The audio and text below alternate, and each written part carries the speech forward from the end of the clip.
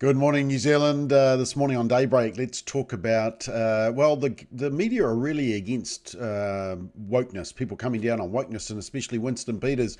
We show you some classic examples of wokeness around marriage and around Shakespeare. And we also look at the media coverage of a few other issues that will raise your eyebrows. Welcome to Daybreak.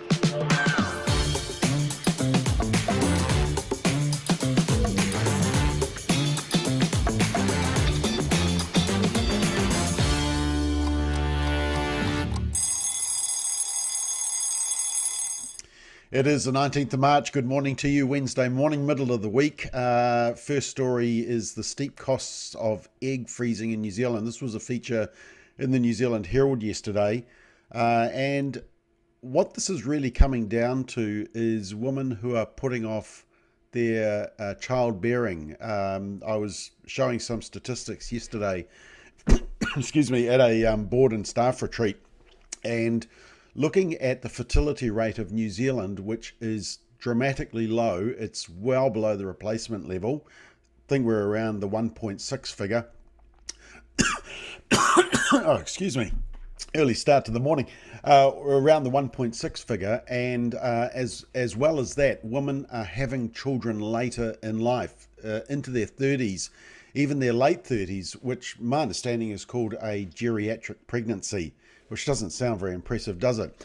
But the only people who are doing very well out of this is organisations like Fertility Associates, who are making very good money because, for example, this article is talking about the cost of egg freezing, because you've got a person who's 33, always wanted to be a mother. $13,000 for the first set of egg freezing by Fertility Associates. And what the article doesn't talk about is the problems with delaying having children for women. Why are they delaying it? Our fertility rate, why are we having less and less children, where no children and one children are actually the most common group in New Zealand now? And of course, when you start going down this Fertility Associates road, we're talking about things like IVF and surrogacy. Surrogacy, the natural born mother, who is going to be the actual mother of the child? Is it the biological mother? Is it the surrogate?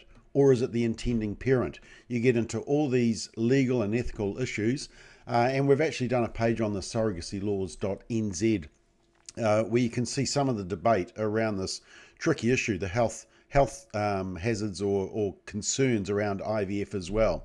So that's a whole area. Don't know if you saw this meme that was going around, but it's a picture of one of the co-leaders of Te Pāti Māori, who was doing the edge trimming, the weed trimming, and was told by his wife that he should just pretend that every blade of grass is David Seymour and give it a good effing hiding, because he hadn't done the edges for a while. Now, of course, there is the whole concern around the violent rhetoric around statements like that. I mean, David Seymour got himself in trouble when he said he wanted to blow up the Department of Ministry of Pacific Island Affairs. Blowing up as in not physically blowing up, but he basically wanted to get rid of the ministry, thought it was a waste of money. So I guess you could say he sort of started this rhetoric, but Te Pāti Māori are certainly going full bore on this. And look, physical threats on an individual, wanting to give them a F and hiding.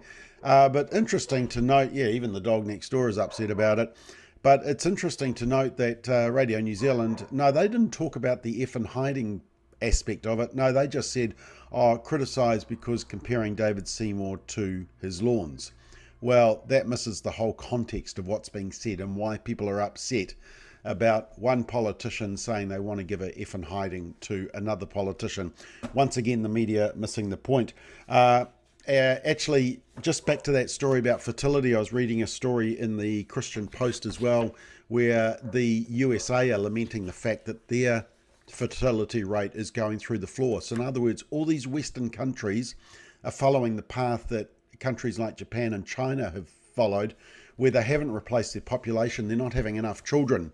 And J.D. Vance, you might remember the Vice President recently said in a speech that our society has failed to recognise the obligation that one generation has to another is a core part of living in a society to begin with. So let me say very simply, I want more babies in the United States of America. We need to say that in New Zealand as well. Unfortunately, we've believed the lie that we don't want too many children. They have a carbon footprint. People can't afford children. We need to change that. We need to be pro-family and pro having children. Go forth and multiply. Remember the edict on that one. Now I covered the Te Pāti Māori. Sorry, took a little swipe there. CNN continues to put themselves totally out of kilter with what society is thinking. And in what they call the 2080 issue, they focus on the 20%. They focus on the issues that are only supported by a minority 20%. And they have honoured trans-identified influencer Dylan Mulvaney, shown there in the image. Remember Dylan Mulvaney? It's why Bud Light basically has lost over $1 billion of money, because Bud Light decided to use Dylan Mulvaney celebrating womanhood. And of course, Dylan Mulvaney is actually a biological dude. But it's interesting, they say that in the segment that they showed on CNN saying how wonderful Dylan Mulvaney was, that actually he was raised in a conservative Catholic household. And he said to his mother as a 4-year-old, God made a mistake. And said he put a girl into a boy's body. Mulvaney's mother quite rightly said God doesn't make mistakes. And Dylan Mulvaney said, a lot of the times I think trans and queer people feel alienated because we're having religion and faith used against us. End quote. Well, correction. No, religion and faith speak the truth into the situation. It's designed to help. It's designed to set free and to go back to the model that God has created male and female, marriage being one man, one woman for life. Speaking of wokeness, of course, the media are hating the fact that Winston Peters wants to talk about wokeness. Here's an example of wokeness. And this is actually from last year, but I see it's doing the rounds around social media at the moment, this week. And it's Professor Bethany Latique says that marriage fundamentalism, like structural racism, is a key structuring element of white heteropatriarchal supremacy. It is also a hidden or unacknowledged structural mechanism of white heteropatriarchal family supremacy essential to the reproduction maintenance of family inequality. So in other words, marriage promotes inequality, apparently.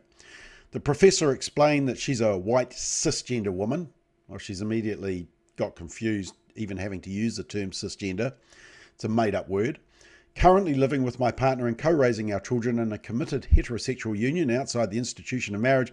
In the article, she drew upon, listen to this quote, critical feminist and intersectional frameworks to delineate an overarching orientation to structural oppression and unequal power relations that advantage white heteropatriarchal nuclear families and marginalizes others as a function of family structure and relationship status. Whew! If Winston Peters can get rid of the wokeness out of that and get that out of our academia in New Zealand, then that will be progress and success. Marriage does not create inequality. In fact, it's one of the greatest wealth-bearing institutions, and it is not racist because every culture, every country in the world recognizes some form of marriage. Why? Because as a result of the union of two adults, children result. And cultures realize that we need to reinforce, strengthen those unions for the sake of the children. But anyway, that's the type of wokeness. Speaking of that, Hungary. I spoke about Hungary on Monday, I think it was, or was it last week? Just talking about their tax breaks for families who have children, lots of children. That was on Monday. Today, they've just passed a law banning pride events. And it's because it was passed by 136 to 27 votes. That's how conservative the Hungary parliament is. And it's under the child protection laws, which prohibit the depiction or promotion of homosexuality to minors under 18. And it goes along with the fact that they have, I've got papers everywhere here.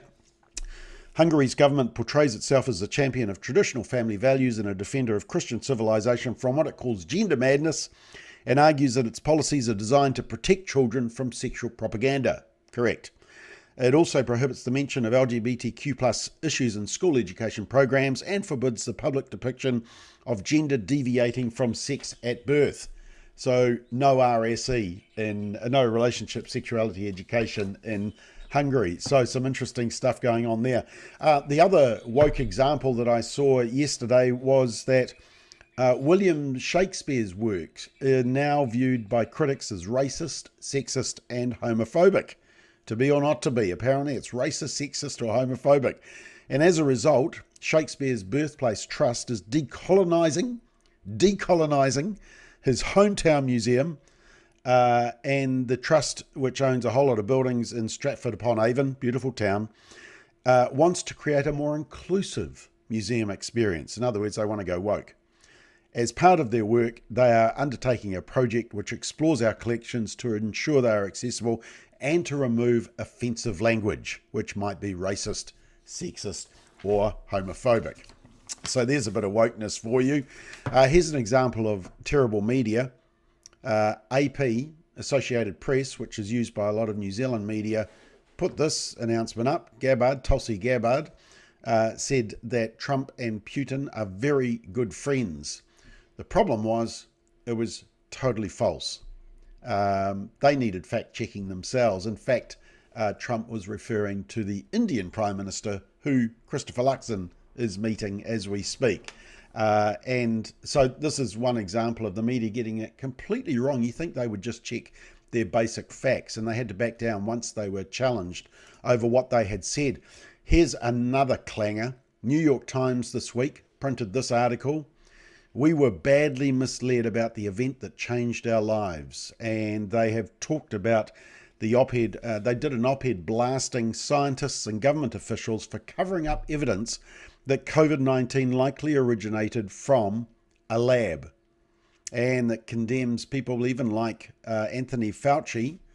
The problem for the New York Times is that they led the charge against people who raised that issue at the time. Here we are, the scientists have dismissed suggestions.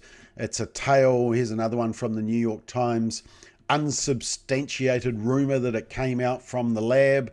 And here's a New York Times going against Trump for the unproven theory that coronavirus started in a lab.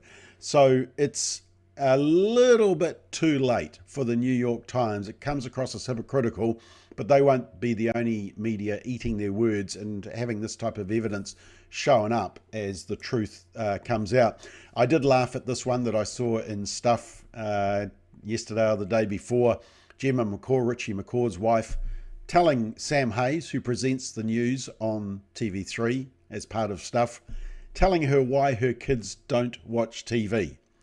And I put my hand up when I read that and I said, oh, I know why. Nobody's watching the news anymore. Nobody's watching the TV because nobody trusts it anymore. McBlog, earlier this week, I did talk about the fact that 7 Sharp did this big puff piece on drag queens and just made the simple point that it's not what the media tell you about drag queens. It's what they don't tell you. It's what they don't show you. And you'll see some examples of that on my McBlog. McBlog out today is talking about relationship sexuality education program. The government has said that they've scrapped the 2021, the radical gender focused one, and they've gone back to the earlier version. The problem is the earlier version is no better, and I show you why. So check that out on McBlog on our website. Tonight, here we go. Tomorrow night, Simon O'Connor and I are back for another political playback, so join us live at 5 o'clock. Right, we're out of time. Sorry, I've gone a bit long today. Lots of news. I always get to the night before and I think, gee, have I got anything to talk about in the morning? There is never a shortage. So that's it today for 19th of March. Have a great day. We'll see you Friday morning, same time.